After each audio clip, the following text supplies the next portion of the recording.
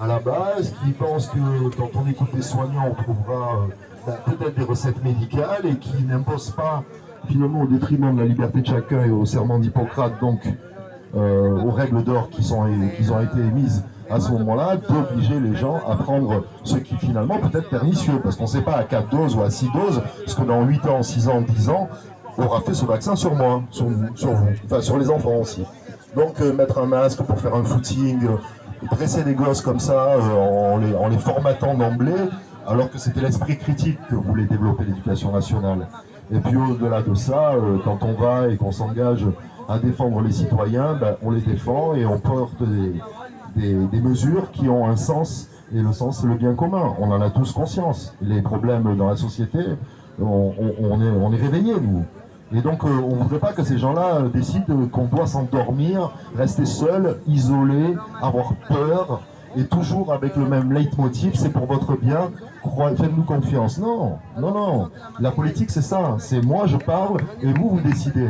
Eh bien, c'est comme ça pour eux aussi. Bon, enfin, je redis mon laïus. Merci de m'avoir écouté, en tout cas. Forza, parce que jusqu'aux élections, il faut que les citoyens se mobilisent.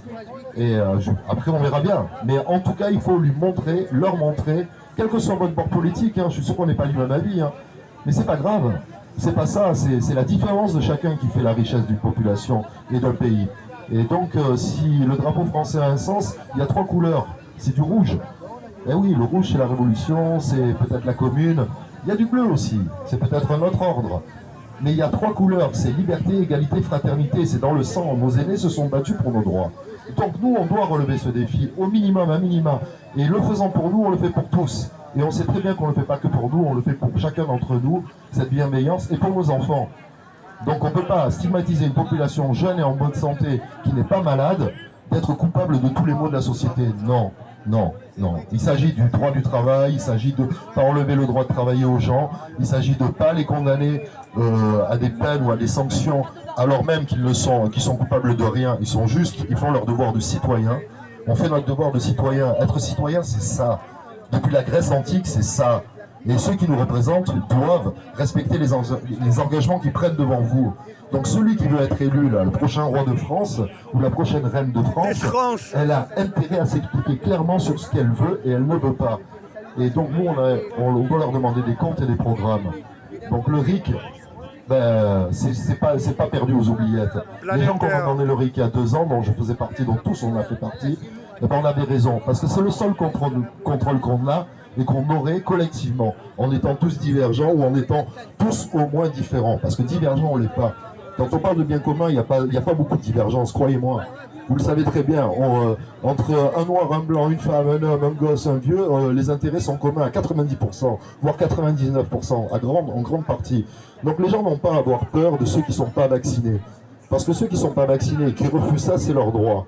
Malgré tout, vous pouvez aussi vous faire vacciner, c'est pas un problème. Mais la question n'est pas là. La question, elle est que la transmission se fait de toute façon. Donc ça peut éviter des formes graves. Vous le savez, les experts parlent, on a besoin d'avoir des avis éclairés. Mais pas d'avoir des gens qui comprennent rien, qui n'ont jamais bossé et qui prétendent nous gérer, faire de la politique en notre nom, alors qu'ils n'ont jamais été à l'usine, ils n'ont jamais travaillé. C'est les pros de la politique et de la com. Aujourd'hui, on a des gens qui nous gouvernent, c'est des communicants. Ouais, ben, excuse-moi, mais c'est pas ça qui fera avancer les choses, quoi. Ça fait avancer des intérêts. Bon, je m'arrête là parce que je suis tellement écœuré des fois que j'ai vraiment envie qu'elle ait lieu, cette révolution, quoi. Ouais, la révolution! La révolution, bravo! Applaudissez, s'il vous plaît. Voilà, on va faire des prises de parole assez courtes. Mais là, on a bien vu. Voilà, il y a l'arrivée de M. Patrice Benoît. Hier, vous avez vu qu'on était à l'arrivée de Zemmour. Nous avons été avec... on a essayé d'infiltrer. Ça a marché comme ça a marché. Moi, j'avais le t-shirt Faites Zemmour, pas la guerre. Ça a donné un bon résultat, d'ailleurs. Ça a été filmé sur TikTok et sur je ne sais plus quel réseau et par une interview par Sciences Po aussi, pour ceux que ça intéresse, tout ça. Par contre, je dis toujours la même chose, la vérité. Révolution, oui. Révolution 2.0, 2.2, ça veut dire que c'est la matrice elle-même qu'on fait exploser. Ça s'appelle une révolution démocratique. Retrouvez le pouvoir, chacun d'entre vous, la conscience que vous avez le pouvoir sur vous, le pouvoir de décider pour qui vous voulez, et vous avez le pouvoir de l'exprimer. Dites ça à vos fils, dites ça à tout le monde. Nous avons le pouvoir. Le pouvoir, nous l'avons. Ne cherchez pas à qui le donner pour l'instant. Il nous reste 2 mois et demi pour décider. Mais pour l'instant, on prend le pouvoir et on s'affirme. On s'affirme personnellement et on dit j'ai le pouvoir et je l'ai dans la main et on verra à qui je le donnerai. Un par un. Et je laisse la parole à Mouvement du Peuple 06 qui va nous parler de la chaîne humaine. Pas que. Bonjour à tous. J'espère que vous allez bien aujourd'hui, que vous êtes bien motivés. Oui ou non? Ouais. Vous êtes motivés? Alors, avant toute chose, j'ai 2 points. J'avais préparé un petit texte, mais je voulais vous parler de 2 points très importants. Quand on va avancer tout à l'heure là-bas, à côté de la pharmacie et de Bouygues Télécom, il y a une dame SDF qui s'appelle Sabrina. Elle n'est pas SDF à la base, elle a eu des soucis. Elle a un petit bébé de 6 semaines et une petite fille, je ne me souviens plus de son âge, un peu plus grande. Elle les a laissés à l'église, le temps d'aller faire la manche pour pouvoir payer 2 jours d'hôtel. Elle est à l'hôtel de Belgique.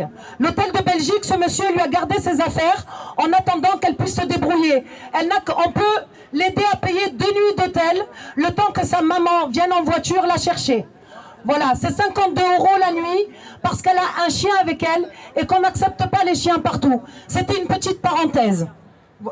Merci. Eh ben, regardez, il y a déjà 15 €. Donc après, en passant, si chacun là donne 50 centimes, elle a déjà 2 nuits de payer. Voilà. C'est pas mon avantage parce que j'allais faire justement pour vous dire de mettre des sous-sous dans ma boîte pour la chaîne humaine. Merci beaucoup. Mais la priorité, c'est cette dame. Voilà. Alors. Bonjour à tous. Donc je vois qu'il y a beaucoup de cagnottes. Donc moi je continue la mienne pour les 4 manifestants qui doivent payer 400 €. Voilà. Donc il y a Ingrid. Je cherche Ingrid. Où es-tu Ingrid? Donc alors voilà. Non, j'arrive pas avec ma jambe, j'arrive pas. Donc alors si tout le monde, il y a combien de cagnottes? Il y a combien de cagnottes? Alors rappelle-toi.